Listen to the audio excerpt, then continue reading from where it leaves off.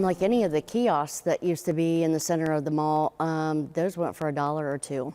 Everything must go, say the owners of the old Eastland Mall. Liquidation sales just started to empty the mall before demolition. An auction company toured the mall for the first time late last month, and the first items are walking out the door this week.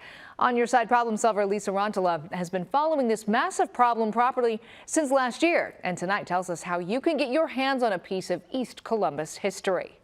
They have a story. Do you feel items and it's like, this has life? Yes. And then I went back and started looking at some of the old advertisements and some of the old stories that were done on the mall. A main attraction for decades. I mean, it's crazy to think how things change. You know what I mean? When I was a kid, you only went to malls. Now placed in piles inside the old Eastland Mall. It's just kind of overwhelming once you start pulling things out. Trish Nagel owns BGR Auctions and signed a contract with Eastland Mall Holdings LLC last month to sell all their stuff. We found 300 pairs of shoes in a closet that actually SWAT had breached. They do training here, so they opened that door and there was all these shoes. She's already sold giant Christmas bulbs, kiosks, shelving, and more.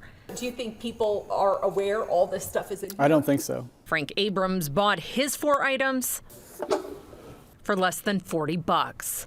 One of the first bidding wars of the Eastland Mall auctions was for this daisy chair. It started as $1, but then sold and won for $70. We're standing in front of Diamond Jewelers. Right. You haven't been in there yet. No, I haven't. So it's kind of like a treasure hunt almost. With skylights tagged by trespassers just overhead, mall reps say crime has been an issue.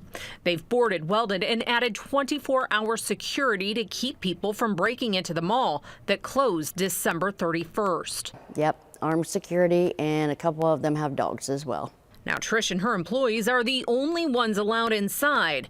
Did you know you would have people who just wanted a piece of Eastland Mall? Yes. As well as anyone else who'd like to take home any of this, starting at just $1. Once you open these gates and you go in the back storeroom areas and they're just full of things. On Your Side, I'm problem solver Lisa Rontola. Many of you asking how you can bid during this series of Eastland Mall auctions. We've added a link to this story on our ABC6 app and website, abc6onyourside.com.